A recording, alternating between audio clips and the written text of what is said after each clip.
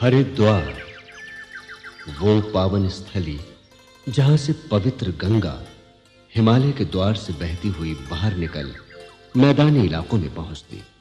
वह करोड़ों व्यक्तियों को अपने प्रभाव से अनुप्राणित करती चली जाती है। असंख्य व्यक्ति यहां नित्य आते पाप नाशनी तरन तारणी भागीरथी का दर्शन करते, उसमें स्नान कर स्वयं को सौभाग्यशाली अनुभव करते हैं। यह स्थान है हर की पैड़ी, जहां आज विशिष्ट पर्व के दिन धर्मनिष्ठ तीर्थयात्री एकत्र हैं और दो पर्वों को एक साथ मना रहे हैं। एक है गंगा दशहरा, अर्थात वो पुनीत पर्व जिस दिन गंगा का अवतरण हुआ था।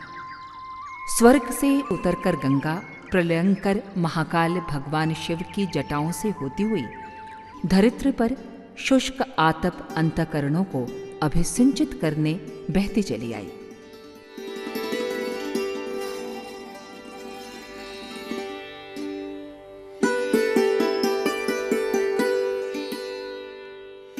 दूसरा पर्व है गायत्री जयंती। गायत्री वेद माता कही जाती हैं। प्रजापति ब्रह्मा के मुख से चारों वेद अपौरुषेय वाणी के रूप में पहले गायत्री मंत्र के रूप में जिस दिन अभिव्यक्त हुए, ये वही गायत्री जयंती पर्व है। गंगा और गायत्री दोनों भारतीय संस्कृति में बड़ा महत्व रखते हैं। दोनों ही ने इस राष्ट्र की आध्यात्मिक पृष्ठभूमि बनाने में बड़ी महत्वपूर्ण भूमिका निभाई है।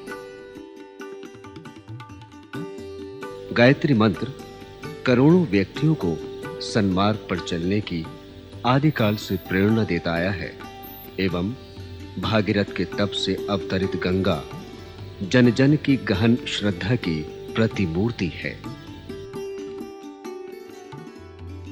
आज एक और विशिष्ट अवसर इन दो महापर्वों के साथ उपस्थित हुआ है। वो है सप्त ऋषियों की तपस्थली सप्त सरोवर में स्थित विश्व भर में फैले प्रज्ञा परिजनों के आराध्य गुरु वेदमूर्ति युग दृष्टा युग ऋषि पंडित श्री राम शर्मा आचार्य का स्थूल शरीर के बंधनों से मुक्त होकर ब्रह्मलीन होना। शांति कुंज वो तपस्थली है जिसे नूतन सृष्टि के सृजिता इस युग के विश्वामित्र ने अपनी कठोर साधना द्वारा विगत 20 वर्षों में ऊर्जा से अनुप्राणित कर करोड़ों व्यक्तियों के मन को मथ कर उन्हें सन्मार्ग पर चलने की प्रेरणा दी, दिव्य संरक्षण प्रदान किया एवं अपना ममत्व उन पर लुटाया। उनकी अर्धांगिनी तपश्चर्या में सहभागिनी माता भगवती देवी गायत्री जयंती के दिन प्रातःकाल की वेला में संबोधित कर रही हैं। उस समय जब वो महामानव स्वयं सूक्ष्मीकृत होने को उद्यत है, उन्हें वो सारी अनुभूति है जो एक महामानव के रूप में ऋषिका को हो सकती है। जिस तरीके से दधीच जी ने अपनी हड्डियां दी थी, हड्डियां तो बेटे इसी मायने में उन्होंने दे डाली हैं, हड्डियां कहाँ हैं। सारी जिंदगी उन्होंने किस कदर इस मिशन को मेहनत करने में और इस फुलवारी को बनाने में लगाया है। ये आपके सुपुर्द ये कर दिया है। शरीरों का तो क्या है, अब जो जाने वाला जाएगा, अब नहीं जाएगा फिर जाएगा। जिस तरीके से गायत्री माता और गुरु जी को छाती से लगाए रहते हैं, हर समय लगाए रहते हैं। आपको भी इसी तरीके से लगाए रहेंगे, आप विश्वास करना।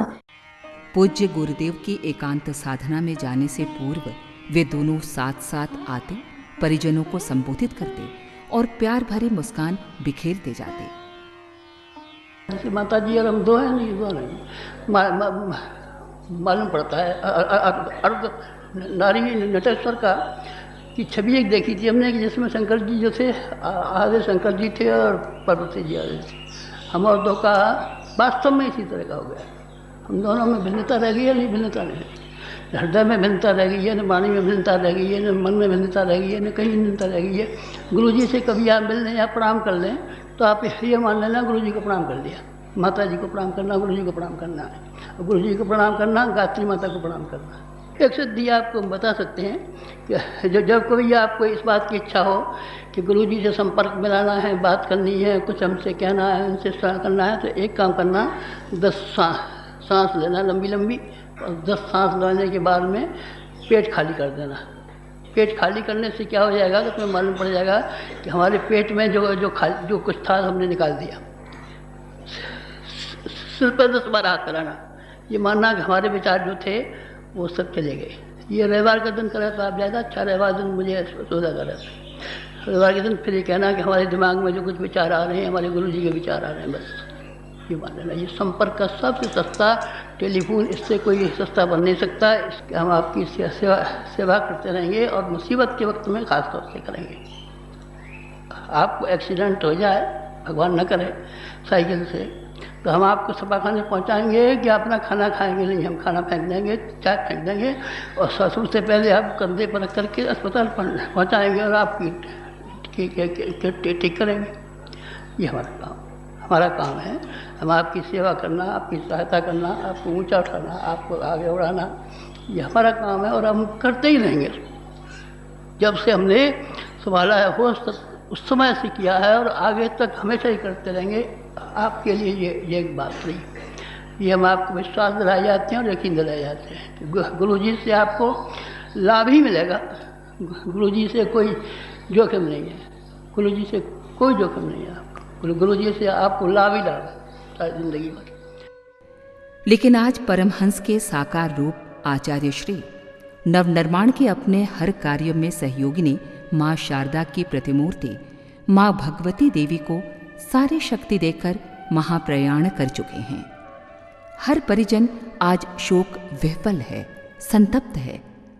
अपने अभिभावक संरक्षक का साथ अप्रत्यक्षतः अपने ऊपर से उठ जाने पर ऐसा ही भाव विह्वल कर देने वाला दृश्य आज शांति कुंज में देखा जा रहा है।